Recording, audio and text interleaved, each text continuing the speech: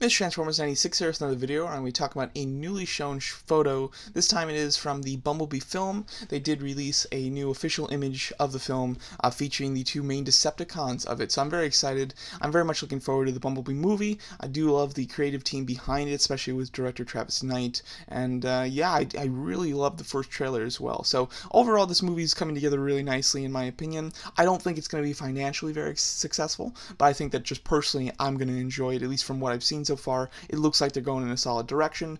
I'm a big fan of Decepticons, of course, so this was one of my main concerns about it. Who are the Decepticons and how they look? We finally have an image of them, and we have some information about them as well, which is very cool. Apparently, the Decepticons in the film are going to be very limited. There's just going to be a couple. These two are going to be the main ones, and then there is an unnamed flying one, which, of course, from what we've seen in the trailer, must be Starscream.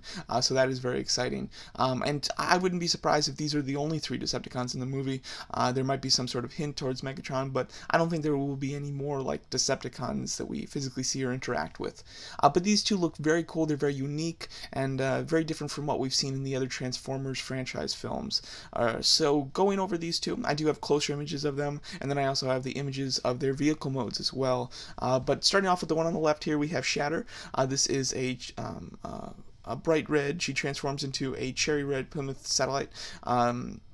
And it is voiced by Angela Bassett, which I think is very cool. Some of the voice talent seems to be a little better, at least with these Decepticons. None of them are like huge, but they're all solid, character actor, voice artists. So that is quite exciting. It looks like they're putting more attention to detail when it comes to the Decepticons, and I have been saying she because obviously this Transformer is a female. It's the first Decepticon Transformer female that we're seeing in any movie, which is really fantastic, something very unique. I think this movie is trying to get a little more female appeal. The Transformers franchise is of course very boy-centric, especially with director Michael Bay, so I think that this one that they're trying to widen their audience a bit more, which I think is very smart. Obviously focusing on Bumblebee, and then having a lead be female, and then the villain be female. I think that they're definitely heading in that direction, trying to widen that audience, which is always smart because four-quadrant films are the ones that are successful.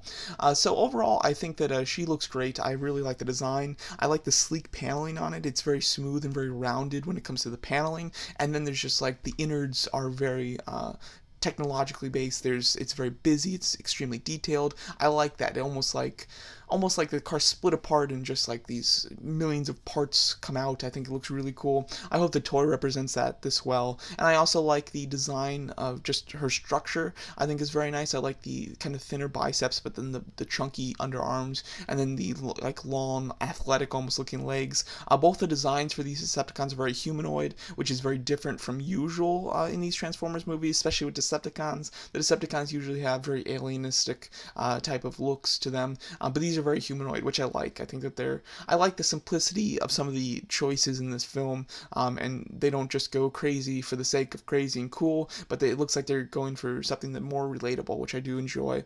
The only thing I don't understand with this design on Shatter here is the like turbine sections on the shoulders and the like almost helicopter blades coming off of them. I think it looks very cool. I just don't understand.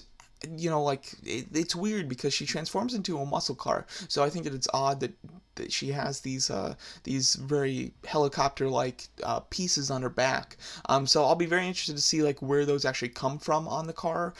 Considering they're so just like specific, I'm sure we'll get to see where they come from in toy form at the very least, but I think probably in the movie as well. So those are interesting choices, but I think that they do look very cool. And then heading over to Dropkick. Dropkick is voiced by Justin Thorex, I believe is how you pronounce his name. Like he's the guy that they're looking for in The Last Jedi, in the casino. He's a character actor. He's been in a lot. Never seems to be the main character, but I do like the voice talent on these. I think it's nice to get people that are known and they're not just voice actors.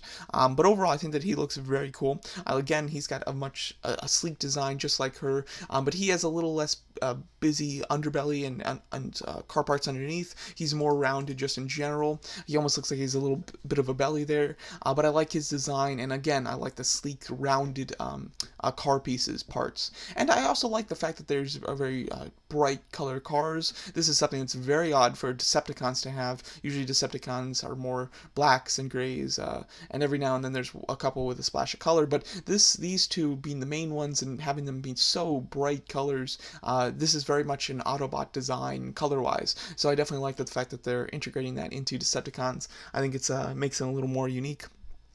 And the head sculpts on both of them I think are very cool. The one on Dropkick is very rounded up top, but then comes to like a point, and it's a very small face, which I think is interesting. The beady red eyes look really good though. On Shatter, I like her design. Almost looks like she's got like a skull design with like a helmet over it, and then she has the antenna there, which I think looks very cool actually. So I'm liking both of these. As you can see on Dropkick, I like the wings, kind of how the cars are like form wings, very Bumblebee-like.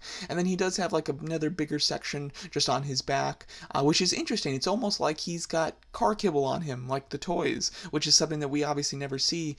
The toys usually have it, but then in the movie, of course, it's not there. So it's kind of weird and cool to see a Transformer in the movie have like back kibble. I think that's very interesting, and it makes his transformation just more realistic, and it will make the toy look better too, so that's quite cool.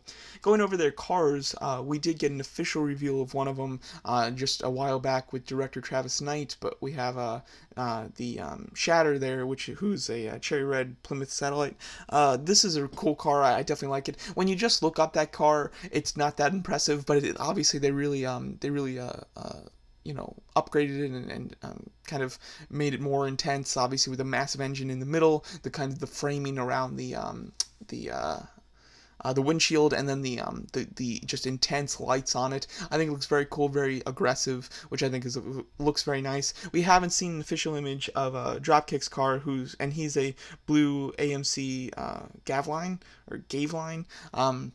I don't know much about cars whatsoever, but his car we haven't seen on set or anything, so this is just an image of that car. I picked one that was a little more, you know, like customized, I guess, with that massive engine in there, because you know, that car looks relatively plain without that too, and I'm sure he'll be all you know, souped up for the movie, of course. So so there's those two cars. I think they look really cool together. I wonder if these are characters that are related. They almost seem like a brother and sister duo type of thing. I'm not sure though, but they're just so similar in the fact that they're both bright colors, and their colors kind of represent their gender in some degree, because they have like a cherry red, deep red, you know, for Shatter, and then a dark blue for Dropkick. But I think the two of them just look really cool together. I hope that they're not very goofy. Obviously, that's something that you worry about with Michael Bay's Transformer movies. I'm not quite sure what Travis Knight will do, although I absolutely love Kubo. You know, some of the humor is definitely aimed towards kids, towards the kind of the beginning middle of that movie when he first meets Monkey. A lot of that humor is more kid oriented, which obviously, you know, they're going for a kid audience with the adults, so it makes sense that there would be that. But I'm hoping that this movie also has humor, but that's more all ages and not just, you know, towards one demographic. But overall, I'm loving these two designs. I'm very excited to see them in the movie. Can't wait to see their figures, considering that the Transformers cast is very light in this movie. I'm thinking that we'll probably get figures for both of these characters, which is very exciting. So yeah, overall, can't be any more excited for this movie, and especially for Shatter and Dropkick. I think the two of them look really cool. I'm very interested to see their personality, and I can't wait to see them in action. So let me know what you guys think of these new two Decepticons for the Bumblebee movie, and thanks so much for watching.